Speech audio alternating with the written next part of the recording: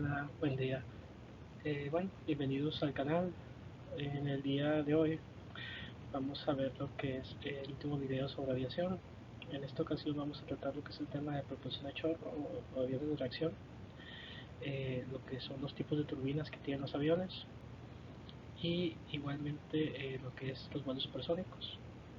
Tanto la historia de los vuelos supersónicos como también en qué etapa se encuentran actualmente o qué es lo que ha salido actualmente acerca de este tema de los vuelos supersónicos. Entonces, para no hacer más largo el video, pues vamos a empezar de una vez. Con lo que es el concepto de avión de reacción, o también se le llama de propulsión a chorro, nos estamos refiriendo a lo que es una aeronave que está propulsada por lo que son llamados motores de reacción.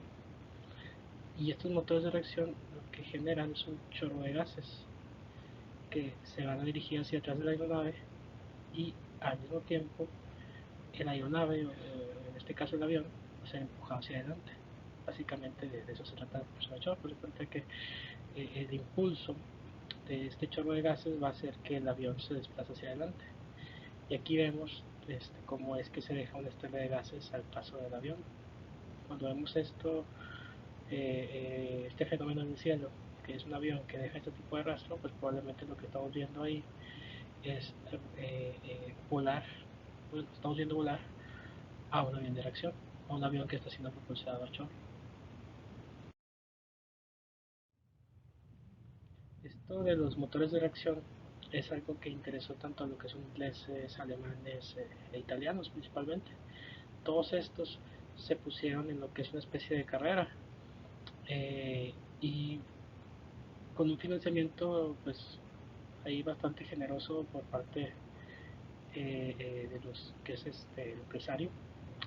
Bueno, en específico una empresa alemana que era la empresa Henkel, que una característica de esta empresa es que era perteneciente a lo que era la Alemania nazi y esta empresa contaba con un financiamiento bastante generoso pues, para poder hacer este tipo de proyectos. Logró en el año 1939 el llamado G-178 o Heinkel 178. Este avión logró hacer salir a vuelo en el año de 1939 y empezó siendo lo que es una especie de modelo experimental y bueno, con el tiempo, bueno, digamos que la historia le hizo justicia al ser convertirse el primer avión de reacción en realizar un vuelo con éxito. Entonces, esto es el avión que, digamos que utilizó este concepto de los motores de reacción o la propulsión de chorro por primera vez en todo el mundo. Este avión, digamos que en primera impresión, alcanzaba lo que es la velocidad, que para ese tiempo era una velocidad fantástica, de cerca de 698 kilómetros por hora, que inclusive para estos tiempos sigue siendo bastante decente o bastante aceptable. Eh, Hay que considerar que eso es mejor, inclusive que cualquier avión de hélice actual. O sea, cualquier avión de hélice actual no puede volar a esa velocidad. Entonces, este avión, así como lo vemos, podría alcanzar velocidades tanto impresionantes como la época, como también impresionantes inclusive para la época actual. Y revisando la historia, podemos preguntar, bueno, ¿y por qué no se fabricaron de principio este tipo de aviones para la guerra? O sea, si tenían esta ventaja los alemanes, ¿por qué no fabricaron pues más? Y a lo mejor así tenían la guerra pues regalada o digamos o con mucha ventaja. Y pues la verdad es una muy buena pregunta que tiene su respuesta. Eh, Esto va porque este tipo de avión, el Heinkel 178, se hizo a lo que eran requerimientos mínimos de vuelo. Entonces, por esto es que nos exigieron otras características en el contrato. Para producir en serie, por ejemplo, como una especie de autonomía de vuelo y armamento que se debía aportar. Entonces, ¿qué quiere decir esto? Pues que solo era una especie de demostrador de la tecnología. O sea, lo que querían demostrar era la tecnología que podían llegar a usar los alemanes pero no estaba diseñado propiamente para la guerra, o sea, no tenía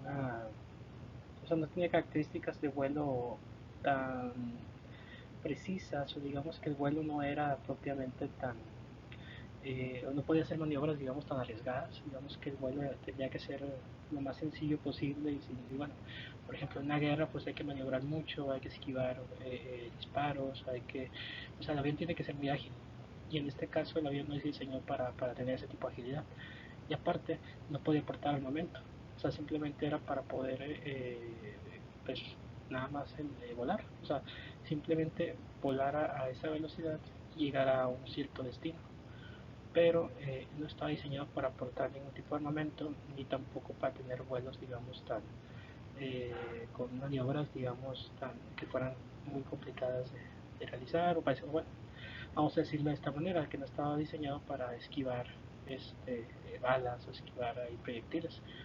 Entonces, esta clase de aviones son hasta cierto punto usuales.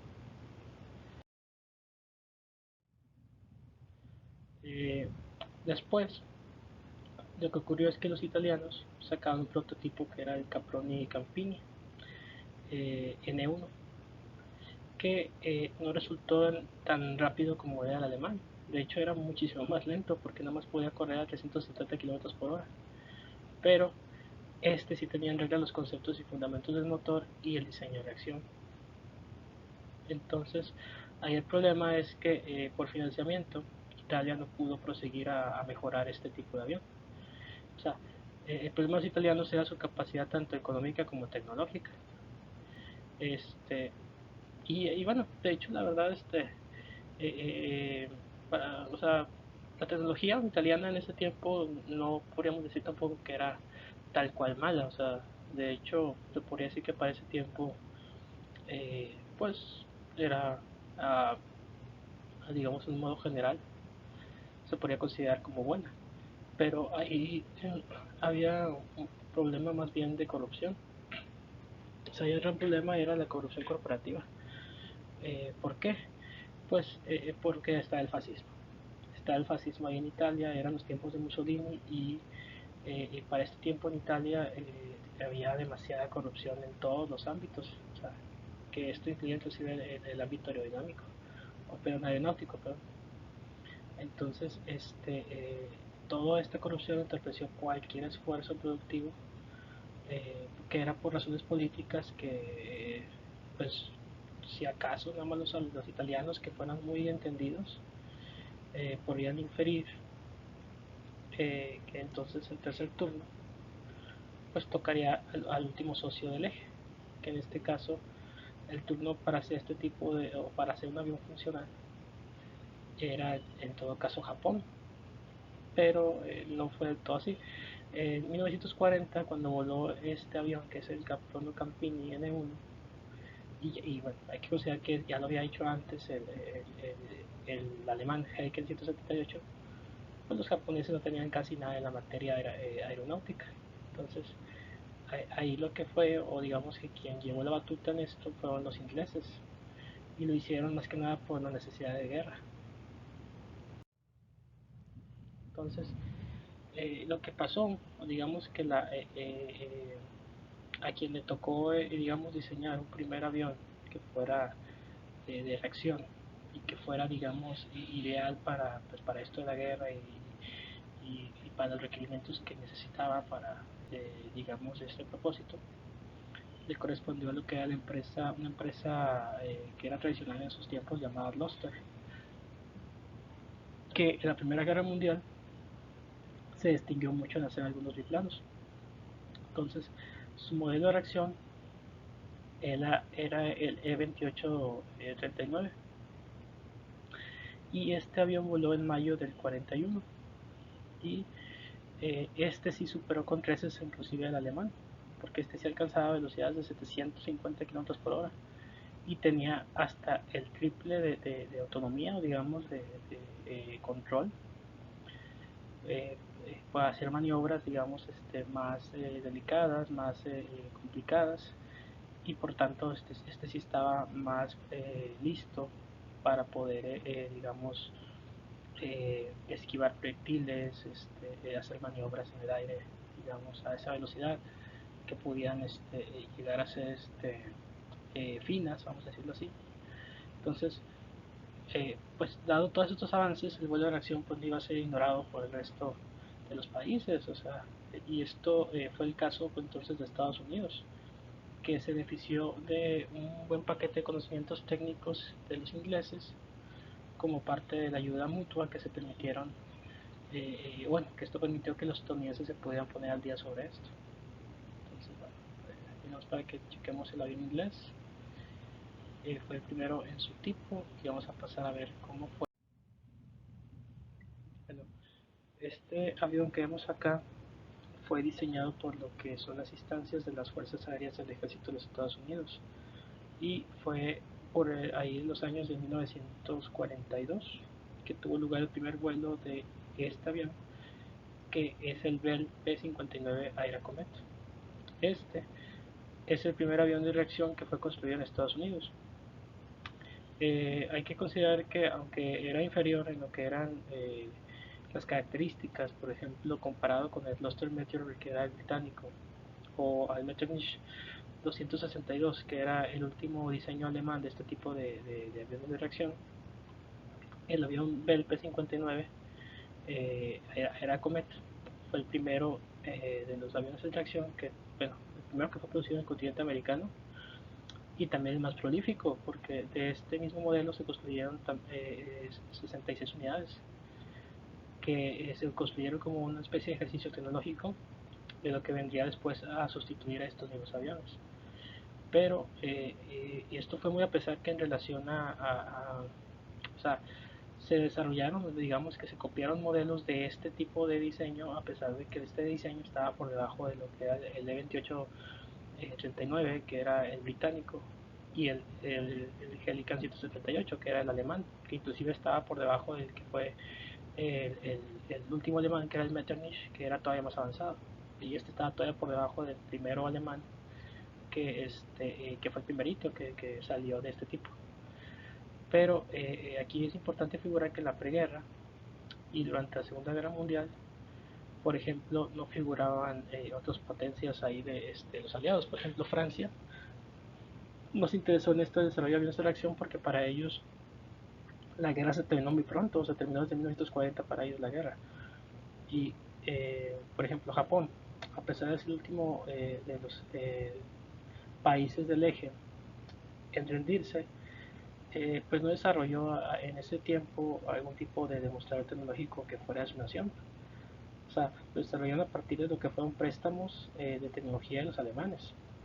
Pero, bueno, eso no significa que ahí haya acabado el asunto, porque de lo que fue la fase de demostradores tecnológicos, del concepto de propulsión jet o a reacción, vinieron ahora sí ideas y necesidades de hacer todo esto pues militarizable. O sea, un avión que fuera funcional de combate y que se pudiera producir en serie, que fuera superior a los aviones enemigos.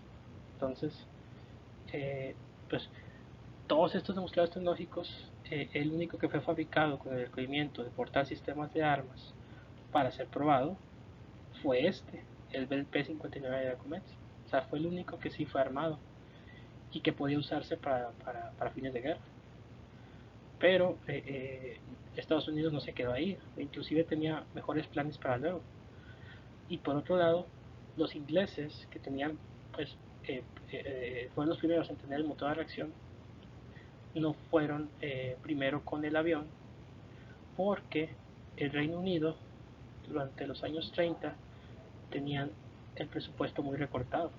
O sea, el presupuesto de defensa nacional estaba muy recortado y eso no ayudó mucho, sobre todo considerando que cuando reaccionaron ante lo que fue pues todo lo que fue el ataque de Hitler, pues había mucha necesidad en lo que era Inglaterra, o sea, había otros tipos de necesidades ahí de comida, digamos que tenían que saciar necesidades básicas de la población, entonces debido a eso no podían ellos invertir, ponerse a estar pensando en tecnología aeronáutica, o sea, ese fue el detalle.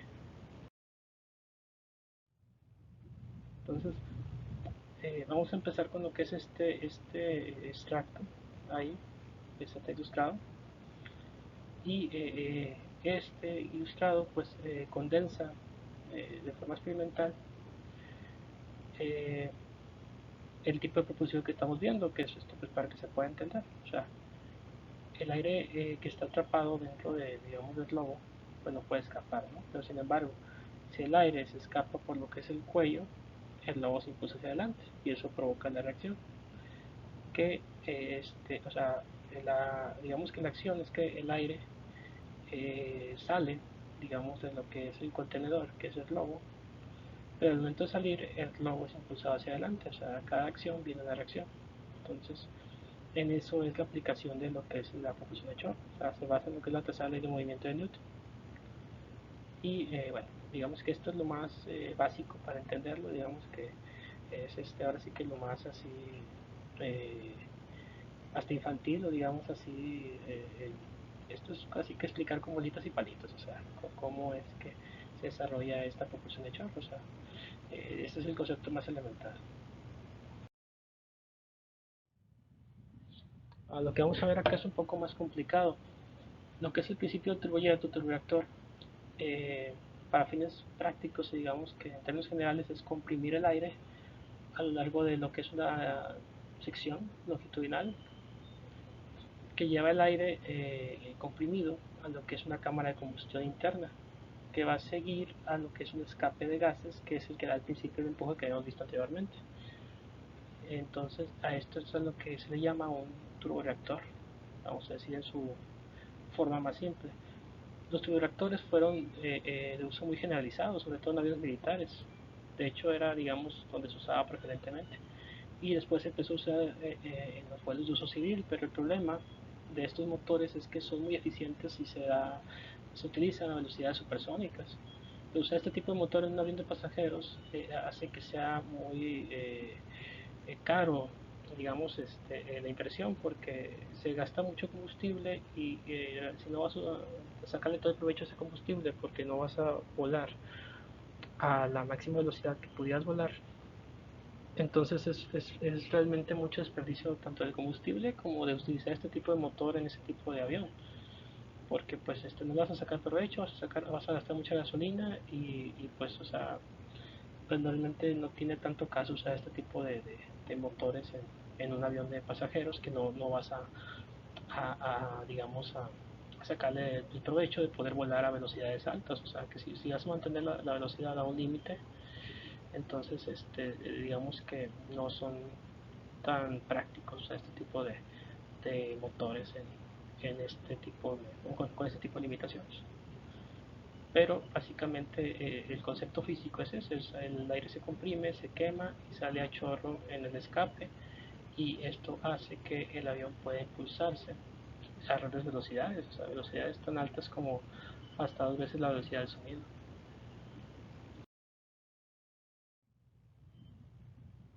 Ahora, para lo que es la aviación civil, después se inventó lo que es el turbofán, o lo que le llaman el turboventilador, que sí se presta mejor a vuelos que van debajo del número de Mach 1 o debajo de la velocidad del sonido.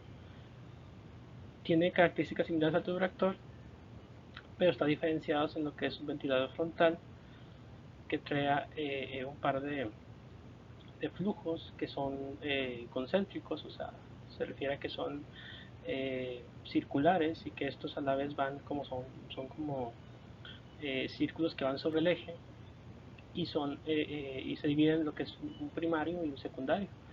Y aquí vemos lo que son las partes, que es como que el ventilador de aire, que es por donde entra el aire, con cierto control, ahí por lo que es el ventilador. Luego va este aire a pasar por el compresor y este compresor va a quemar el aire en la cámara de combustión interna y finalmente va hacia la turbina y la turbera, que va a ser el escape digamos, de esta combustión. Y esto va a dar la energía para que el avión se pueda impulsar hacia adelante. Entonces, este es el tipo de, digamos, de turboreactor, bueno, que no es un turboreactor, es más bien un turboventilador o el turbofan que utilizan los aviones actuales. O sea, la mayoría de los aviones utilizan este tipo de motor para sus vuelos, pero no es un turboreactor. Parte del concepto de turboreactor, pero no es un turboreactor, es un turbofan o turboventilador. Y aquí lo vemos, que este es el turbofan y otro turboreactor, que son motores similares. Mientras que por otro lado los turbohélices esos van por otro camino, porque no son jets, no son una reacción. El empuje de los turbohélices lo produce la hélice propiamente. O sea, son tan distintos la turbohélice del turbofan o turboreactor que inclusive, por ejemplo, eh, la operatividad de lo que es la turbohélice no pasa de los 25.000 pies. Entonces, digamos que la turbohélice no es tan veloz y tiene un funcionamiento que no, o sea, a pesar de que el nombre se podría parecer, no tiene comparación con el turbofan y el turboreactor. O sea, el turbofan y el turboreactor sí son similares, pero la turbohélice, esa, aunque tenga el nombre similar, o sea, va por otro camino, totalmente diferente, que no por eso deja de ser efectivo. O sea, para los usos que tiene la turbohélice sí llega a tener su efectividad, pero en cuanto a velocidad de vuelo, en cuanto a eficiencia, en cuanto de combustible, pues no se compara a un turbofan o un turboreactor.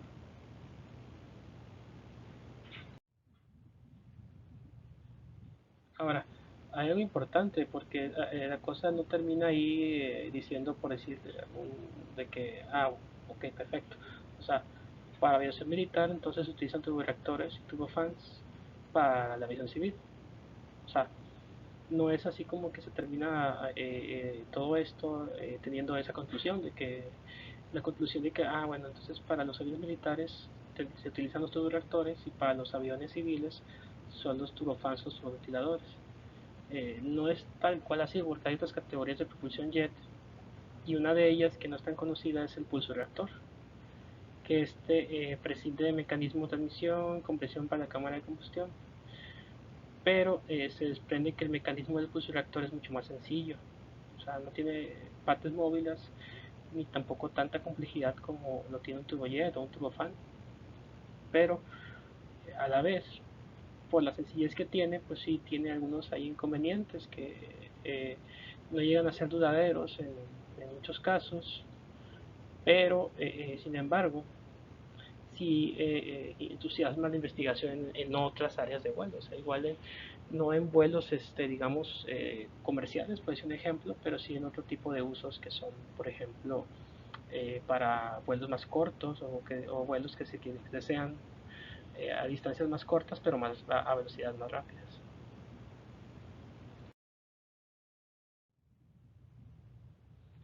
Entonces, muy a pesar que el pulsoreactor, pues, para fines generales no era muy prometedor como la solución para lo que era el vuelo de reacción, sobre todo en aviones de combate, a alguien de hecho se le ocurrió una idea de adaptar el motor a lo que era un dron de vuelo, para lo que eran prácticas de tiro y de esa manera convertir, digamos, este tipo de avión en un tipo de bomba voladora.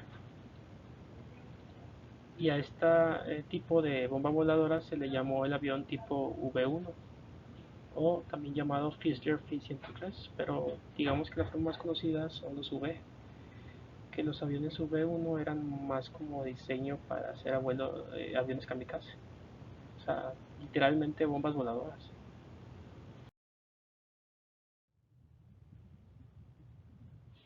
Ahora, otra categoría de lo que es el motor es el llamado motor cohete, pero su uso fue muy limitado en lo que era la aviación, porque los experimentos en general solían ser muy peligrosos, o sea, fallaban, no eran insatisfactorios, y esto se remonta desde el siglo XVI, desde que inventaron los chinos, en, creo que el chino era Wang Hu, que inventó los cohetes. Entonces, los motores a cohete están más relacionados con lo que es la propulsión pero de los misiles balísticos. O sea, los misiles sí son impulsados por motores a cohete, pero no los aviones, sino los misiles, porque pues estos no requieren de, digamos, de tanto seguridad. O sea, porque la finalidad final de los misiles pues es que exploten, ¿no? Digamos, para fines de ataque militares. Entonces, el hecho de que sea peligroso, pues digamos que no es un impedimento, digamos que hasta puede ser más, puede ser algo para fines de guerra o de atacar. Bueno, para decirlo de otra forma, para fines militares, pues puede ser que un motor cohete en realidad pues no llegue a ser algo malo, sino inclusive algo que pueda hacer más destructivo, digamos, el arma, pues que más destructivo mejor, en ese sentido. Entonces, se consideraba como un tipo, bueno, también el motor cohete se consideró para lo que eran propulsores espaciales. De hecho, los cohetes propiamente que van al espacio, pues utilizan ese tipo de motor, motor cohete. Eh, y en lo que era en la aviación, en principio sí se hicieron ahí ensayos en lo que era esta rama y hasta en la automotriz, porque sí, inclusive automóviles sí llegaron a utilizar esto de concepto de utilizar motores cohete para lo que era carreras ultra rápidas. Y hay quienes iban, dentro de los que se animaron a dar el paso en lo que es la propulsión de cohete para la aviación militar fueron los nazis y lo que era la Unión Soviética. En el caso de los nazis, lo desarrollaron con lo que era el avión Messerschmitt, Messerschmitt Me-163, también llamado Comet Me-163, que esto estamos remontando al vuelo de interceptación, que era muy veloz para la época, pero también era muy caprichoso y peligroso. Pero a pesar de ello y todo, se construyeron cerca de 400 aviones de este tipo. Y su rendimiento contra el enemigo versus el costo, pues no fue ahí tampoco tan satisfactorio. O sea, se gastaba, eran muchos recursos los que se gastaban para este tipo de aviones y realmente el beneficio que le sacabas en el sentido militar, pues no era tampoco tanto. Eh, pero para esa época, digamos que el avance sí era, pues, impresionante, o digamos que, o sea, para los elementos que tenían en ese tiempo, sí era un logro tecnológico lo que habían hecho los nazis. Y este es el diseño del avión cohete, pero por parte de la Unión Soviética. A este se le llamaba el Beresniak Ishayev B-11, que nunca pasó satisfactoriamente las pruebas, o sea, muy a pesar que, a diferencia, por ejemplo, del alemán, el Metro 163 no tenía problemas de seguridad, ni tampoco pérdida de combustible, pero su estructura presionaba mucho y fallaba sobre todo al acercarse a una velocidad supersónica. Entonces, para los objetivos que querían los soviéticos no se adaptó muy bien el avión.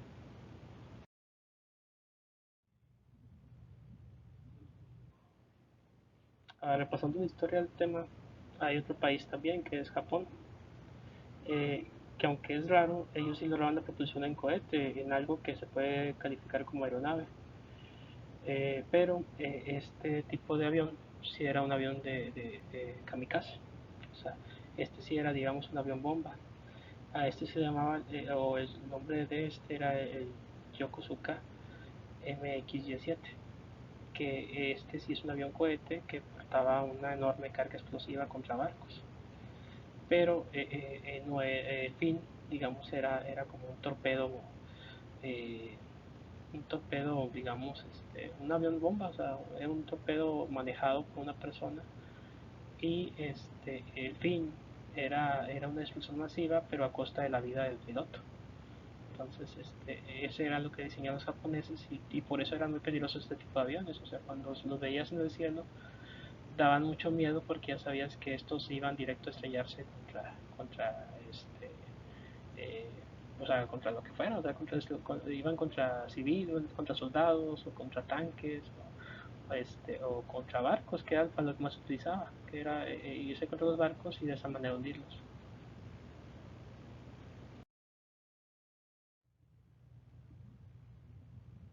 Pero bueno, en última instancia, de momento, bueno, los motores de turbohélice son muy distintos a lo que son los turboventiladores o los turbofans, porque las turbohélices son una combinación de lo que es la propulsión de hélice y la propulsión de reacción.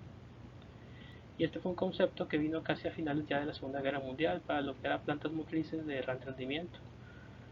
Y bueno, lo que son los aviones turbohélices sí son muy comunes en lo que es la aviación, en ciertas categorías, sobre todo de vuelo civil y en militares, pero que son de vuelo por debajo de la velocidad del sonido. Y se utiliza para diversos propósitos, o sea, inclusive abrieron el camino para otras categorías de motores, que son los denominados de turboeje, pero esos son de uso común en lo que son helicópteros. Y aquí vemos como la turbohélice, o sea, la hélice, digamos que empuja el aire hacia lo que es el compresor, están luego las bujías, los inyectores. Esto hace que se queme aquí lo que es bueno, que el aire comprimido caliente se queme con lo que son los inyectores de combustible y de esa manera explote. Y al explotar es la que provoca la reacción, que lo que salen los gases, se activa la turbina y esta misma turbina a la vez va estimulando más la hélice y todo esto hace que pues avance el avión. O sea, digamos que este es el concepto de lo que es la turbohélice en general.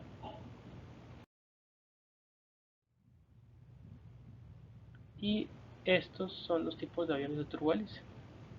Estos son muchísimo más confiables que los aviones que van con turbofan. O sea, son mucho más confiables que los turboventiladores que se utilizan normalmente en los aviones, digamos, comerciales o los aviones civiles, que lo que se utiliza generalmente son los turboreactores o los turbofans, eh, perdón, los turboventiladores o los turbofans son los que se utilizan generalmente en vuelos civiles, pero eh, la realidad es que las turbohélices sí son mucho más seguras, o sea, y por muchísimo, pero el problema es que sí son más lentos y también son de poca capacidad. Entonces, estos son mejor, o se adecuan mejor para lo que son rutas de vuelo que tienen baja demanda y que son rutas cortas. O sea, para rutas largas pues, realmente no son tan eficientes, pero para rutas cortas está bastante bien.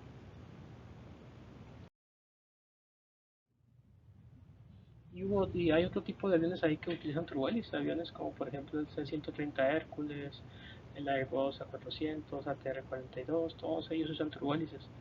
Pero el que se lleva el premio de largo alcance es este avión que vemos acá, que es el Tupolev Tu-95, que utiliza un motor llamado Kuznetsov NK2MA. Este produce 15.000 caballos de fuerza y fue desarrollado directamente del abuelo de los motores de Junkers, Jumo 022. Pero lo que quiero llegar es que este tipo de aviones sí llegan a ser rapidísimos y utilizan lo que es el motor de la turbohélice. Entonces ahí es donde sí podemos ver que la turbohélice sí puede alcanzar velocidades pues bastante importantes o digamos bastante respetables a pesar de ser la turbohélice.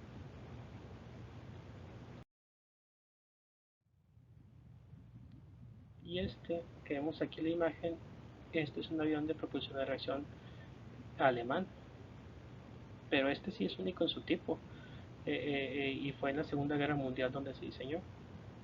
Actualmente este diseño forma parte de lo que es la colección del Museo Nacional del Aire en Estados Unidos y en realidad nunca se llegó a exhibir porque pues, está muy deteriorado. Eh, y esto está así deteriorado porque eh, digamos que el diseño tenía lo que era una especie de carbono absorbente que hace que se llegue a oxidar un poco más rápido el material o que digamos que se vea un poco más desgastado. Y aquí estamos viendo las fotografías, cómo se utilizaba lo que era un turboreactor.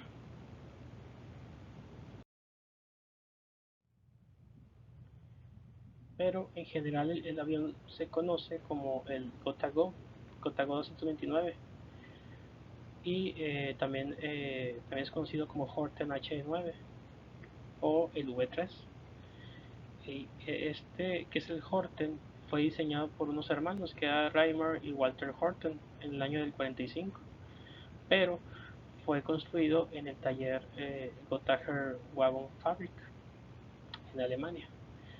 Y la designación de V3 se refiere al número de versión de este diseño, sobre todo el fuselaje en particular, que el fuselaje si lo vemos pues tiene forma de V, y digamos que el 3 pues es porque era el tercer avión con este diseño que había sido fabricado en Alemania, bueno, en esta fábrica alemana.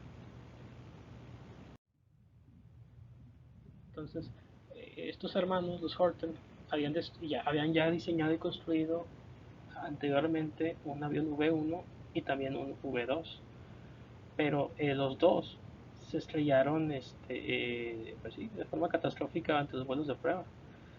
Entonces estaban en medio de la producción del V3 en el año del 45 cuando pasó que los aliados invadieron Alemania y encontraron el taller de Gotha, donde el cuerpo del avión pues estaba pues casi completo. Tenía lo que eran motores de doble chorro, un revestimiento de madera que estaba contrachapado y una estructura de acero tubular.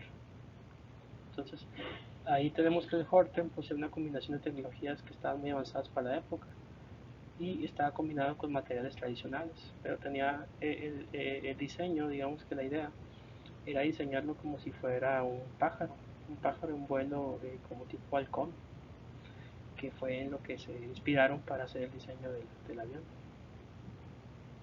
Era como cuando un halcón va en picada, y esto era con toda la intención de que se pudiera emular la velocidad rápida a la que viaja el halcón o cuando va de bajada o en picada, y que se pudiera emular pero en un vuelo no vertical sino en un vuelo horizontal.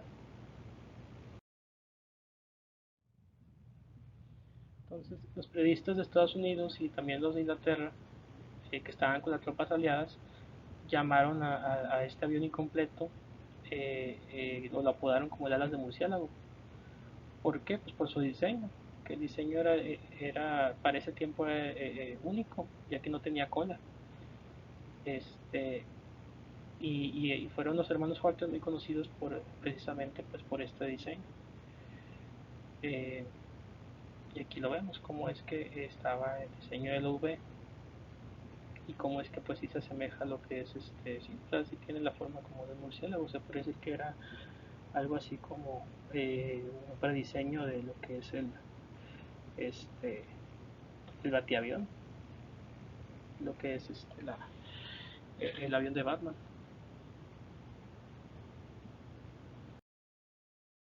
la batinave.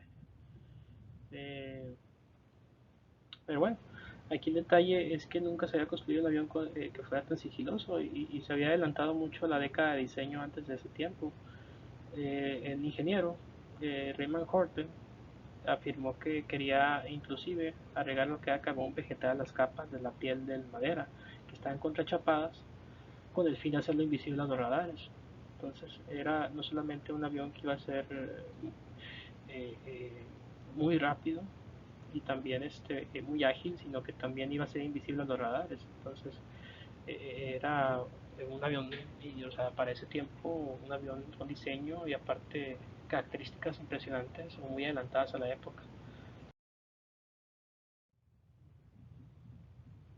Entonces, la Luftwaffe, sin embargo, en realidad no usó mucho de estos diseños de Horten hasta el año de 1942, pero brindó un apoyo muy entusiasta a lo que eran los diseños del caza y de los bombarderos, que son gemelos turbojet. Están designados con los protocolos de guerra como el Horten 9, que son este tipo de aviones que vemos acá. Es muy parecido, bueno, es casi idéntico a lo que es el V3, solo que por las características que son como el diseño de tipo caza bombardero, se le llamó como Horten 9.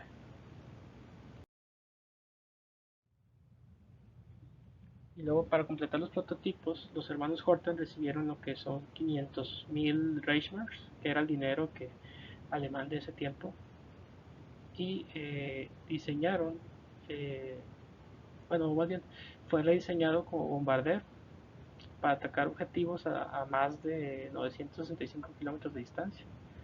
Y la otra ventaja es que no era detectable por radares.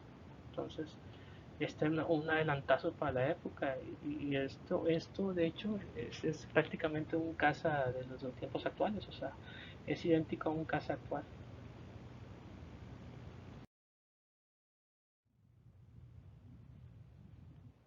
Entonces, todo este proyecto se inició para el año del 42. Para enero del 45, el Go-229 hizo su primer vuelo y tenía resultados muy esperanzadores.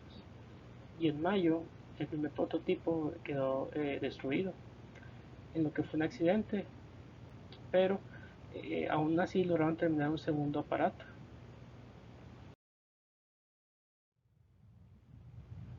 Y esta fue la única aeronave que se acercó más a lo que era el requisito de lo que era lo que se esperaba digamos, de esta tecnología, que era transportar cerca de 1000 kilogramos de explosivos a una distancia de 1000 kilómetros y a una velocidad de 1000 kilómetros por hora.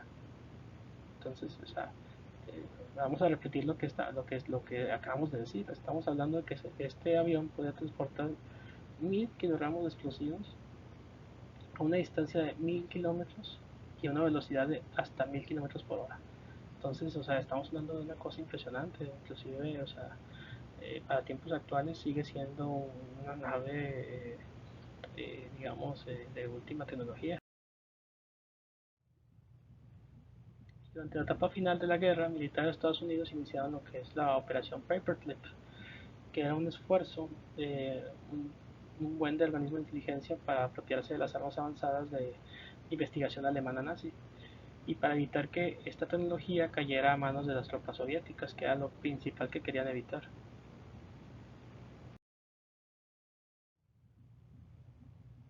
Y aquí estamos viendo lo que es un planeador y el Horten Jo-229V3, que estaba en el montaje final y fueron recuperados y enviados a Estados Unidos, a lo que era la Northrop Corporation, para lo que era su investigación.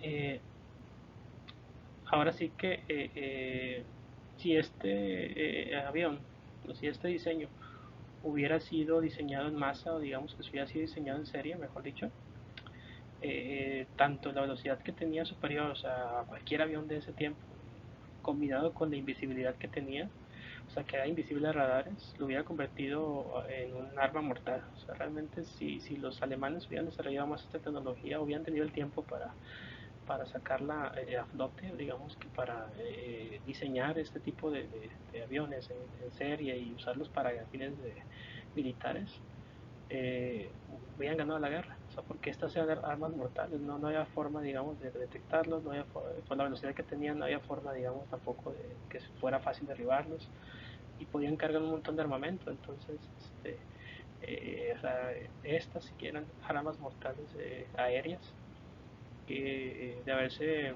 desarrollado de una forma más completa, bueno, de los demás de haber tenido más tiempo, muy probablemente esto ya ha sido digamos, la carta ganadora de los alemanes, pero no les alcanzó el tiempo.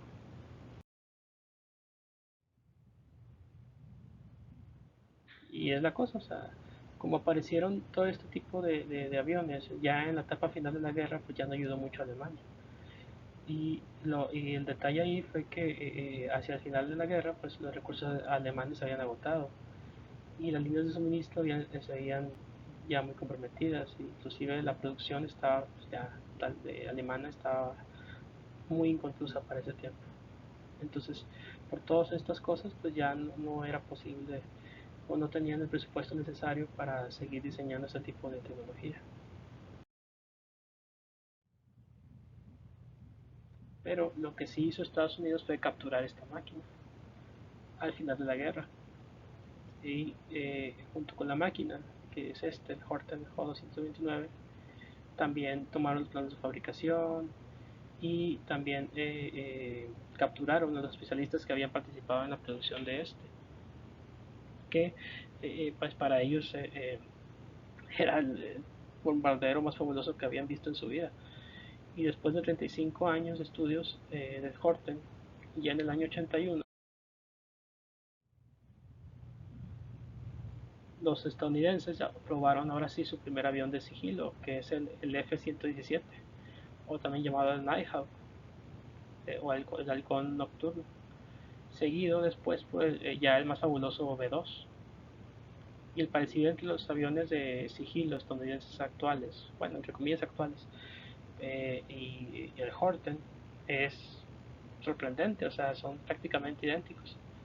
Pero la diferencia entre el alemán y los fantasmas estadounidenses es la edad, que es de más de 30 años de diferencia.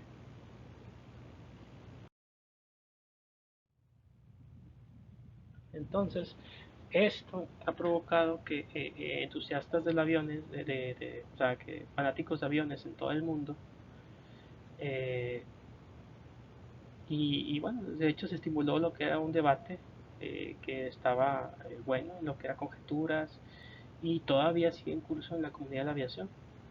Pero hasta la fecha se quiere tener una evidencia tangible para apoyar o refutar lo que es este tipo de afirmaciones, de que digamos que esto era lo que tenían los alemanes eh, listo, vamos a decir, para una, digamos que para el final de la guerra esto era lo que tenían listo los alemanes y que los estadounidenses robaron para sus propios fines militares.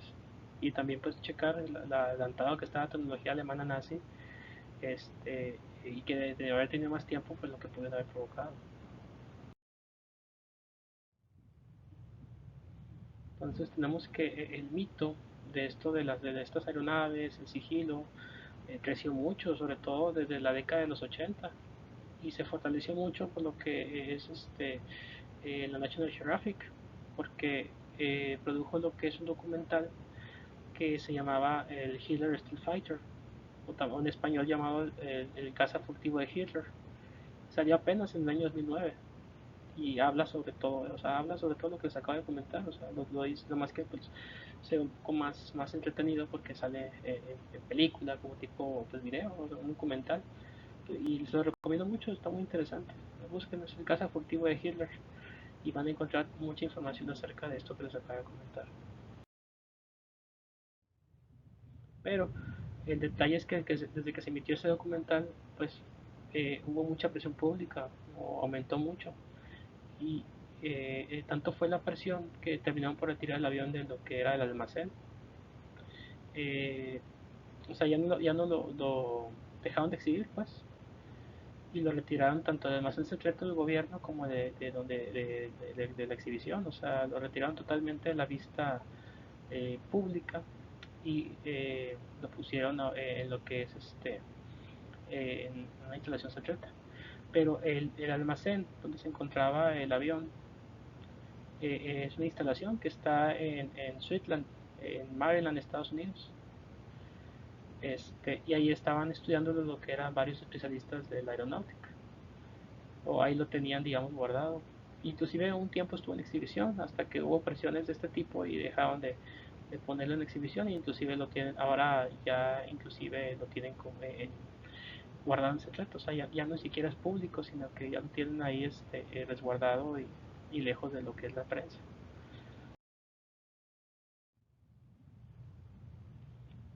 Pero sí se sacaron de todas maneras imágenes, digamos, de este prototipo, existen, que son las que les estoy mostrando acá en estas fotografías.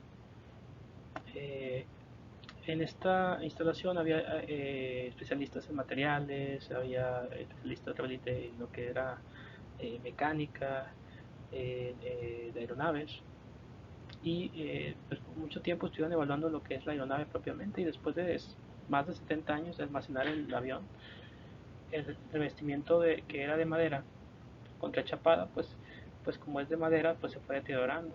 Y sí, sobre todo aquí en esta imagen se ve que el deterioro pues fue bastante considerable. Entonces, esto complica mucho los planes de reubicar el avión al museo donde se pudo haber a lo mejor ubicado. Pero el documental hicieron una réplica exacta y demostraron que en efecto no era sensible a los radares. O sea, sí era detectable, pero con una matización que las señales de radar que se envían para detectarlo tardan muchísimos minutos para poder llegar a hacerlo. más que cualquier otro avión convencional de la época.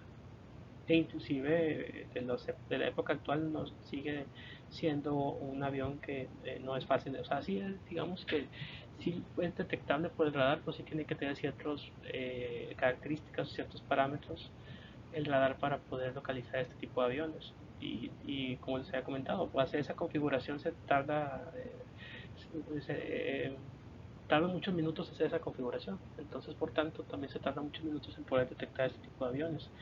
De tal forma que ya cuando los detectas, para la velocidad que tienen y para la capacidad de armamento que pueden tener, pues ya te hizo mucho daño para cuando lo pudiste detectar.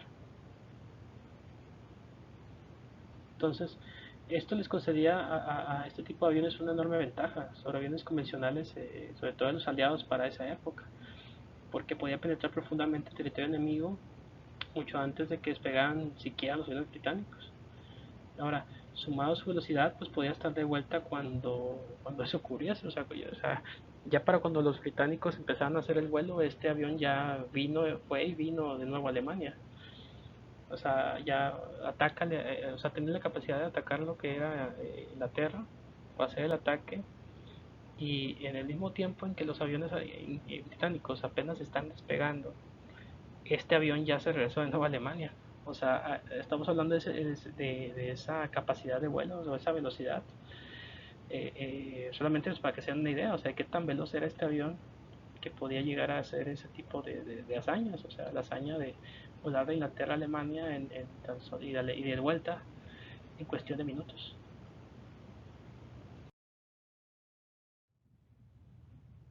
Bueno, solamente para concluir, eh, pues tener en cuenta que la tecnología nazi en realidad, aunque no nos guste la ideología ni tampoco nos agrade Hitler, pues la realidad es que la precursora de muchas cosas, mucha tecnología que utilizamos hoy en día viene de los nazis.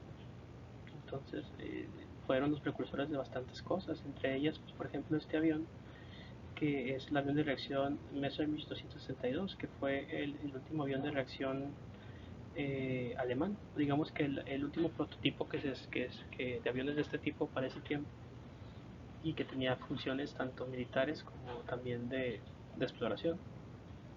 Y solamente para que nos demos una idea, este es prácticamente el abuelo del avión supersónico, ya que este avión mismo podía volar a la velocidad del sonido y de hecho podía volar un poquito más rápido que el sonido bajo ciertas condiciones de vuelo. Entonces, pues estamos hablando de una tecnología muy avanzada para la época en que fue diseñada.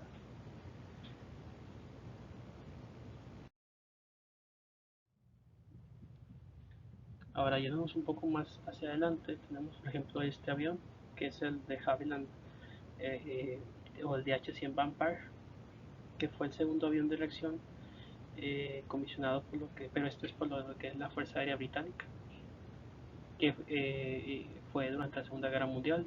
Es inferior al alemán, eso hay que decirlo, o sea, no llega a las características que tiene el alemán que acabamos ver, pero era el más avanzado que había en Inglaterra. Digamos que era el avión de reacción eh, más veloz y que era más utilizado en ese tiempo por los británicos.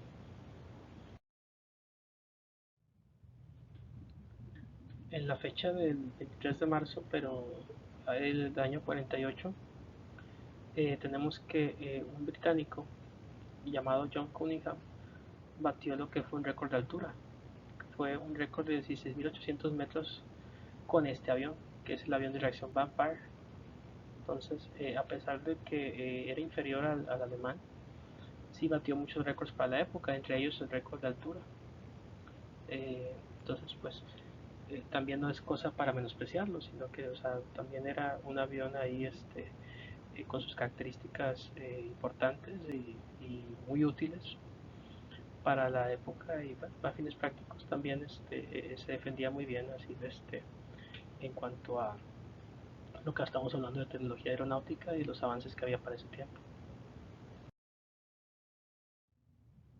Y aquí lo vemos de frente. Ya viéndolo de frente, pues podemos ver que el diseño sí está pues bastante, pues, valga la redundancia, aerodinámico. Y bueno, ahí podemos entender el por qué es que era tan veloz y también que, pues, que podía alcanzar alturas tan elevadas. O sea, realmente el diseño es, eh, se ve que el fuselaje y todo está con un diseño que permite que la resistencia del aire sea mínima y que pues por lo mismo se puedan alcanzar velocidades considerables.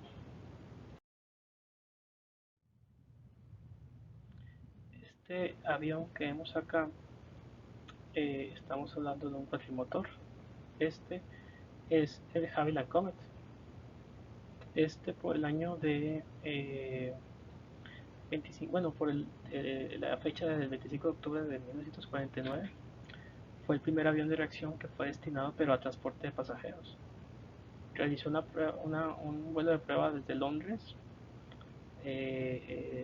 Trípoli y luego nuevamente Londres en 6 horas y 36 minutos.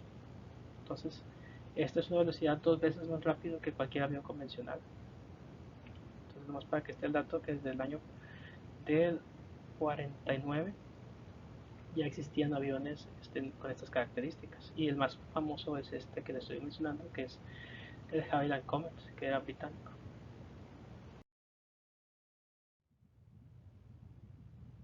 Este que vemos aquí es del año 52, que es un avión de reacción británico, pero la característica que tiene es que fue el primero que hizo un vuelo de ida y vuelta sobre el Océano Atlántico. O sea, pasó de Europa hacia América y luego después nuevamente hacia Europa. O sea, fue de lo que es de Inglaterra hacia Estados Unidos y luego voló de regreso de Estados Unidos hacia Inglaterra. Eh, y fue el primer avión de este tipo, de aviones de reacción, que hizo este tipo de viaje, o bueno, de cruce por el Océano Atlántico. Entonces, y esto fue por el año 52. Y aquí vemos este mismo avión, porque fue histórico, o sea, ese vuelo sí tuvo mucha fama en su tiempo y se sacaron muchas fotos y todo del avión y fue publicado en muchos periódicos y todo. O sea, realmente sí, para ese año esto fue toda una novedad.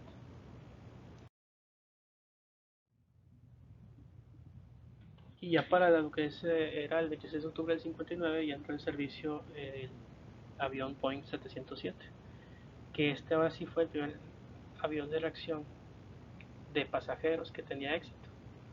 Y este voló de Nueva York a París en ese tiempo, el 26 de octubre del 59 hizo un vuelo de Nueva York a París exitoso. Y de ahí pues siguieron más vuelos transatlánticos con este tipo de velocidades que eran más rápidos que los aviones, es 2 veces más rápido inclusive que el avión convencional y después se diseñaron otro tipo de aviones también supersónicos que inclusive eran todavía más rápidos que 2 veces la velocidad del avión normal.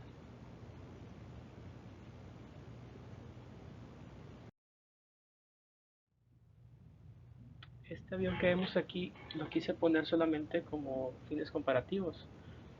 Eh, este avión es un avión iraní, pero el detalle aquí es que es el primer avión de reacción de fabricación iraní, o sea, de fabricación nacional en Irán. Y fue recientemente, o sea, no recuerdo exactamente el año en que salió, pero fue hace poquito, o sea, fue más allá del año 2000, eso sí estoy seguro. Pero aquí no es importante tanto el año exacto, sino lo que quiero resaltar es vean cómo está el material, cómo está el diseño, o sea, comparándolo con los que hemos visto, pues es hasta un diseño primitivo, un diseño, digamos, que se ve inclusive antiguo, los materiales se ven inclusive, entre comillas, desgastados o viejos para esta época.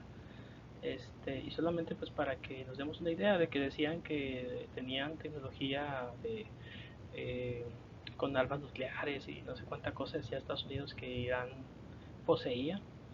Y bueno, viendo su avión de reacción, pues podemos darnos cuenta que pues que es al menos poco probable que tengan este tipo de tecnología si es que diseñan este tipo de avión de reacción que bueno, o sea, respetable y todo, ¿verdad? Que sea desarrollado allá y bueno, que aparte que pues bueno, no deja de ser un avión de reacción, o sea, se supone que entonces alcanza velocidades importantes, pero bueno, a simple vista podemos ver que pues los materiales y todo, pues digamos que no son los más óptimos, ¿no?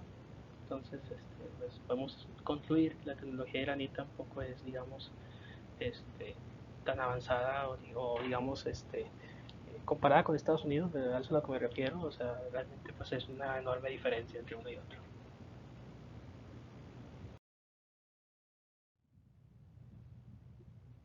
Y bueno, eh, voy a meterme al tema de aviones supersónicos, entonces vamos a irnos a lo que es la definición, o digamos, para que quede claro el concepto de avión supersónico. Con avión supersónico, ya habíamos hablado ahí de todas maneras lo que estamos haciendo el video, pero para que quede ahora sí, digamos que si no quede ninguna duda que nos referimos con avión supersónico, aquí estamos viendo a un avión de esta característica, un avión supersónico que está atravesando la barrera del sonido. Entonces, o sea, o sea, esta onda que se emite es la señal. O sea, digamos que es el efecto cuando se supera la velocidad del sonido. Entonces, cuando se supera la velocidad del sonido, ocurre este tipo de efecto. O sea, se hace una especie de vórtice. Y este vórtice representa eso, representa cuando el avión superó la velocidad del sonido. Y tiene un sonido característico, pero no puedo poner sonidos acá. Entonces, digamos que queda pendiente, digo, bueno, digamos que queda la imaginación.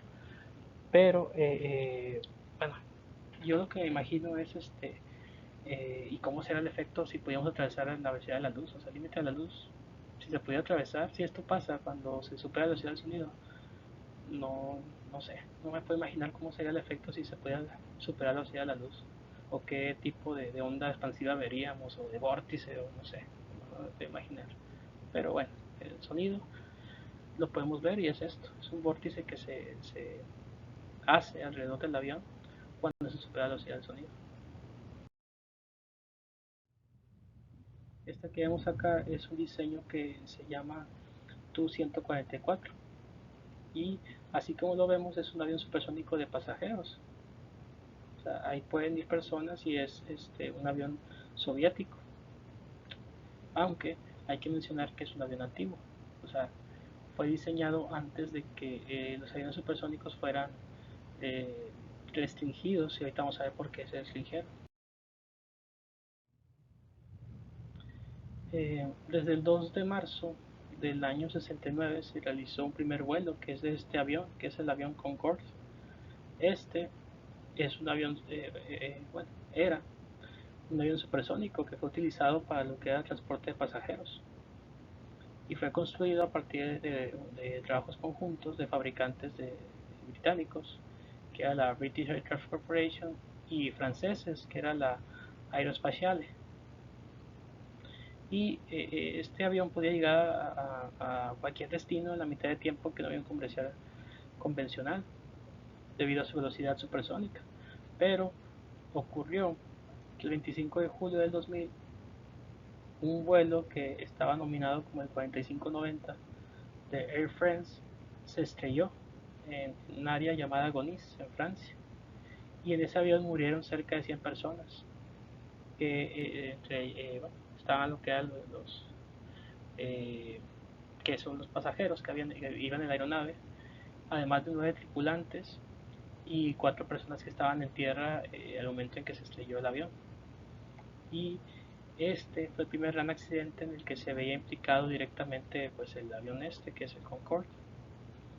Antes de producirse ese accidente, el Concorde estaba considerado inclusive como el avión de pasajeros más seguro del mundo, ya que nunca había registrado ningún muerto ni ningún accidente. Pero el problema es que a raíz del accidente, a lo que es el Concorde se le aplicaron, bueno, a pesar de que se le aplicaron muchas mejoras de seguridad, ya no volvió a volar. O sea, a partir de ese accidente ya no volvieron a diseñarse ni volvió a volar este avión y todavía hasta la fecha ya no se hacen vuelos con estas características de vuelos supersónicos para pasajeros.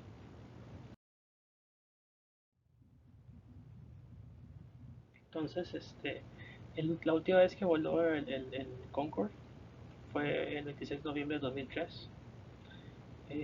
Fue y voló por última vez pues por este accidente, o sea, que pasó y aparte de otros factores como eran las casas de rentabilidad que había, que muchos pasajeros ya no se aventuraban a volar en este tipo de aviones pues por el miedo a que se pueda estrellar, ya que pues en el vuelo anterior pues todos los pasajeros murieron, entonces ninguno sobrevivió. Entonces, pues a raíz de esto, pues muchos sentían que era aventurarse a una muerte segura si es que llegaba el avión a estrellarse. Entonces, a pesar de que fue nada más en ese accidente, digamos, registrado con un avión de este tipo, de estas características como vuelo supersónico, después de bueno, el último vuelo que se registró fue en ese tiempo, 26 de noviembre de 2003, y a partir de ese tiempo ya no he vuelto a volar ningún avión, ni el Concorde, ni tampoco algún otro de características similares al Concorde.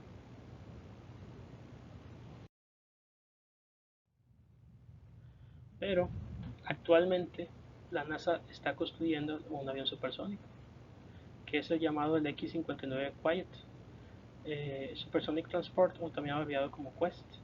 Y pretende ser el pionero en vuelos supersónicos, pero que son silenciosos. Que los vuelos supersónicos, digamos, comunes o digamos los convencionales, llegan a ser pues muy ruidosos, o digamos que sí se llegan a llamar la atención porque sí emiten mucho ruido. Pero en particular tiene la característica de que va a ser silencioso, o sea, no se va a escuchar en el momento en que está volando. Y esta empresa, la Quest, trata de desarrollar aviones comerciales también supersónicos, sin causar problemas a las personas que viven ahí, que viven en el suelo o que están en el trayecto, en la ruta del avión, porque digamos que en la ruta del avión, las personas que están en tierra, sí, digamos que el sonido llega a ser muy incómodo. Entonces, digamos que el propósito de este tipo de aviones es pues que eso no suceda, o sea, que pueda hacer este vuelo supersónico sin provocar ahí malestar en las personas que están en tierra.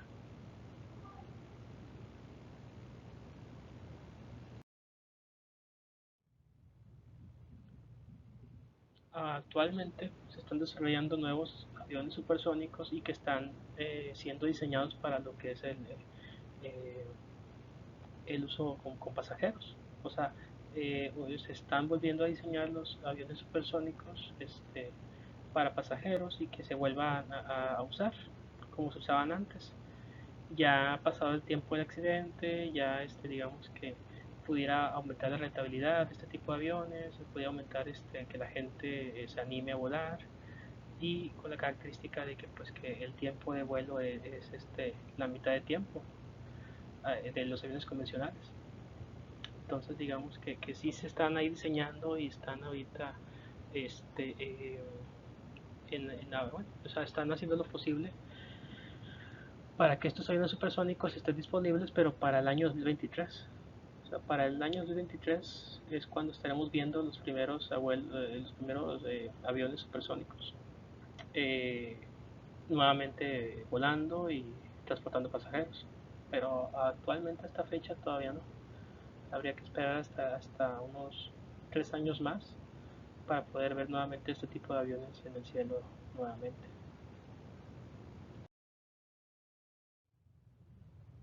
Entre ellos, el que le está echando más ganas es la empresa Boom, que este avión es el llamado el Overture, que es el prototipo supersónico de esta empresa. Digamos que lo que pretenden es permitir volar hasta cerca de 55 pasajeros y tienen previsto que va a estar listo para el año 2025. Actualmente Japan and Virgin están interesados en adquirir este tipo de aeronaves y que se produzcan en serio, digamos que se produzcan varios de estos aviones eh, pues en lo que es en Japón, que es digamos el país que está más interesado en este tipo de aviones. Y ya está inclusive la Federación Aérea modificando los reglamentos para que el vuelo supersónico vuelva a ser una realidad. Y bueno, que podamos tener este tipo de aviones otra vez disponibles para vuelo de pasajeros. Entonces, pues bueno, o sea, no está tan perdido el panorama en este asunto. O sea, todo parece indicar que vamos a volver a saber de los vuelos supersónicos, de los aviones que vuelan a velocidades supersónicas y todo esto va a volver a tener apogeo, pero en un futuro. O sea, todavía falta tiempo. Está previendo que para el año 2025 sea cuando podamos ver este tipo de aviones nuevamente, o podamos volar en algún tipo de avión de estas características. Entonces, con esto termino el tema del día de hoy y también ya damos punto final a lo que es el tema de la aviación. Espero que les haya entretenido. Bueno, todavía falta un video más que se va a hacer que va a hacer para los pasos para ingresar a lo que es la Fuerza Aérea para quien esté interesado. Ya ese sería así el último. Y pues bueno, ya con esto me despido del tema, y espero que les haya sido de utilidad, espero que lo hayan disfrutado y pues nos vemos en otro tipo de videos. Ya no van a ser de aviación, pero van a ser otro tipo de videos. Entonces, les agradezco su atención y pues nos vemos. Espero que si se hayan, bueno, si son aficionados del avión, de los aviones como yo y o son pilotos ahí, pilotos privados o pilotos profesionales. Bueno, yo soy piloto aviador, pero piloto privado. Pero me fascinan los aviones, me fascina todo esto de la aviación.